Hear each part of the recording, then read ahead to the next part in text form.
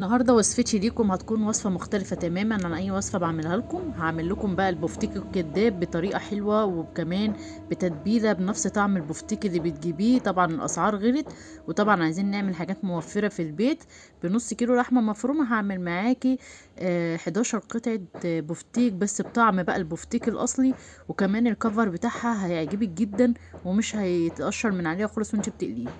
اول حاجه هجيب نص كيلو لحمه مفرومه، هحط عليها بصلايه مبشوره، هحط بيضايه، رشه ملح، رشه فلفل اسود، وهحط بهارات لحمه، وهحط توم بودره وبصل بودره ومعلقتين دقيق ومعلقه قرفه صغيره. ان شاء الله كل المكونات دي هسيبها لك في صندوق الوصف عشان تشوف البهارات بتاعتها كويس جدا. هبدا اجيب كيس تلاجة، هقطعه كده وهحط عليه قطعه كده كوره صغيره من اللحمه، وهسويها نفس حجم البفتيك بالظبط. بس عايزه اقول لك الوصفه دي بجد هتعجبك، لان فعلا بتاكلي بفتيك بجد، يعني بتاكلي بفتيك جايباه حقيقي. وطبعا احنا عارفين لحمه البفتيك بتبقى ليها ايه طعم معين بجد، لو عملتيها هتعمليها على طول بنفس الطريقه. بس هساوي كله كده زي ما انتوا شايفين، وهخلص الكميه كلها، واهم حاجه احطهم على كيس تلاجة عشان دول هدخلهم الفريزر وعشان ما يلزقوش في بعض.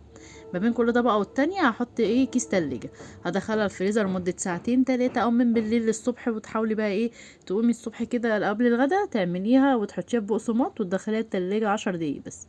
هنزلها كده زي ما انتوا شايفين في الدقيق عشان عايزه اعمل لها كفر. وبعد كده هحط بيضتين عليهم معلقتين لبن، رشه ملح ورشه فلفل اسود، وهقلبهم في بعض عشان انزل فيها البفتيك. وبعد كده هجيب البقسماط العادي بتاعنا وهنزله كده، هعمل لها كفر حلو. ممكن تعمليها طبقه واحده من البقسماط او طبقتين حسب ما تحبي، بترجعي تنزليها في البيت تاني وترجعي تنزليها في البقسماط، بتديكي كفر حلو. بس هخلص بقى الكميه كلها بنفس الطريقه، وهرصها مع فوق بعضيها في طبق وهحطها في التلاجة. طبعا هدخلها التلاجة لمدة كده 10 دقايق او ربع ساعة قبل ميعاد الغدا، وهقليها وهتبقى معايا جميلة جدا. بس دي الكمية كلها اللي بالنص كيلو اللحمة المفرومة. هدخلها التلاجة واطلعها على زيت مش سخن قوي ولا بارد قوي، اهم حاجة يكون عشان البفتيك ما يتحمرش من جوه، واللحمة تبقى لسه مستوتش. اهم حاجة توازني الزيت بتاعك وانتي بتقلي فيه اي حاجة. طبعا كده انا خدت كده اللون الذهبي الجميل للبفتيك، هنزل الكمية التانية. وده كان شكل البفتيك بتاعي بعد ما طلعته من الفرن. بجد احلى بفتيك انا اكلته في حياتي فعلا، طعم البفتيك الاصلي.